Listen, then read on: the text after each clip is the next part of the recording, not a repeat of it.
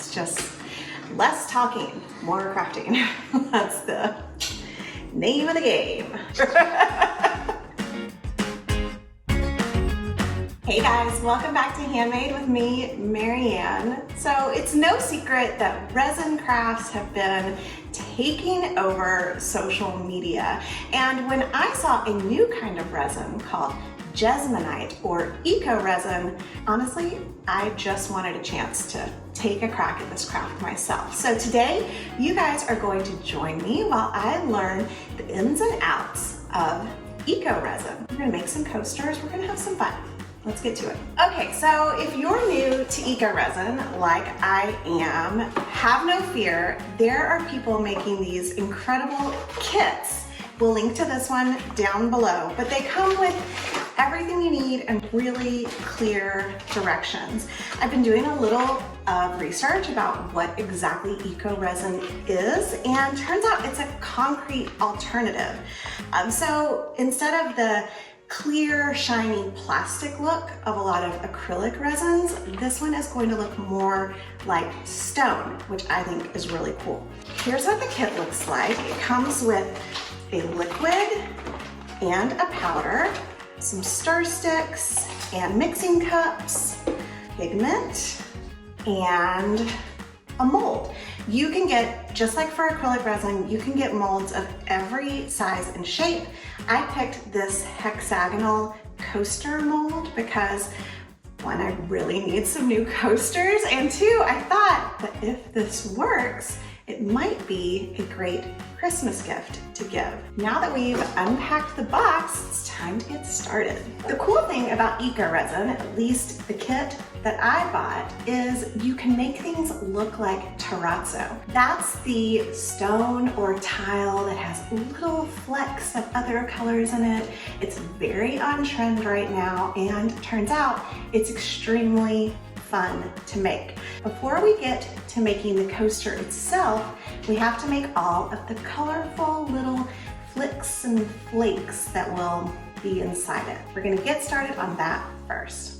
Okay, something the kit does not come with that you really are going to need is a scale. You can find these pretty inexpensively, and they're really handy for cooking and for some craft things like this when you need things to be really precise. So grab your scale, grab a cup. You want to zero out the weight, and now we're grabbing our liquid. To make the flakes, you want 7 grams of the liquid. So make sure your scale is set to grams and just pour this in. It comes in a really handy pourable pouch. 7 grams is not very much. Now it's time to tint it. These pigments are highly pigmented, so always start with less because you'll be shocked. That 1 drop of yellow is going to be enough to give you a really pretty, vibrant yellow. Mix that up, zero out your scale again, and now it's time to add our powder. You want to add 18 grams of the powder. And now you want to mix it for 30 seconds. It's gonna seem really thick at first, but as you mix it, it will take on the consistency of heavy whipping cream. Try to get out as many lumps as you can. That is like a nice, smooth consistency. We're gonna move the scale out of the way and grab a piece of aluminum foil and just pour this on. And then just use your craft stick to spread this into a thin layer. Now it takes, some fiddling. You want to get it thin enough that you get nice thin shards and flakes for your terrazzo, but not so thin that it's hard to peel off the aluminum foil. It's so fun. You have about 5 minutes to play with it before it will start to set up. And now We're just gonna set this aside for 30 minutes. Okay, 30 minutes later, you can see it's already starting to break off. You just peel this off and break it up into shards. This part is really fun though. It's very satisfying. Now, I learned that you want these pretty small if you're doing something like a coaster so that you can get multiple colors to show. All right, and I went ahead and made some other colors. Okay, now it's time to make our coaster. We're gonna grab a cup, and for this size coaster, you want 26 grams of the liquid. I want this to be an almost black green, like a really dark forest green. So I'm going to do 1 drop of blue. The blue is very potent. 5 drops of yellow and 5 drops of black. This black has a lot of blue in it. You know, all black shades are different. So if you use a different kit, your experience may vary. So we're gonna stir that up. Oh yeah, I think that's gonna be really pretty. Now zero out your scale and grab your powder, and we want 64 grams of the powder. And now it's time to mix it. You wanna mix it for at least 30 seconds to get out all the bumps and make sure the powder is completely combined. Make sure you get all the corners of your cup, and that looks pretty good. And again, the consistency you're looking for is like heavy whipping cream.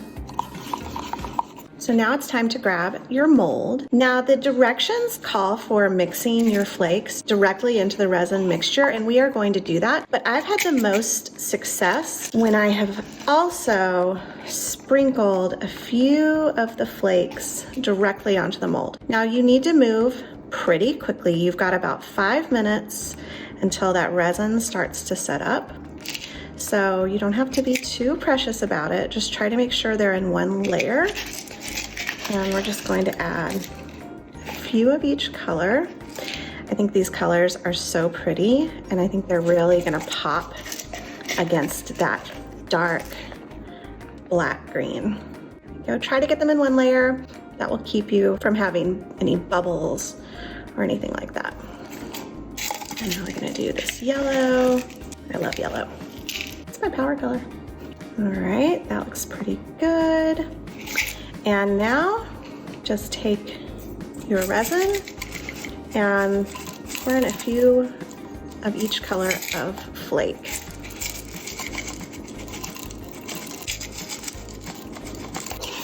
Get all of those little flakes mixed in.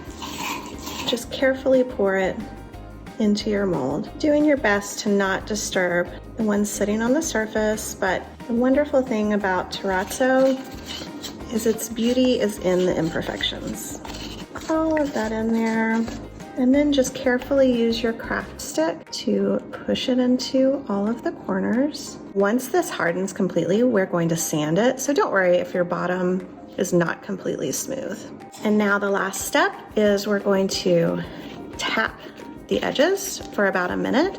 And you can even very carefully lift it up and drop it straight down.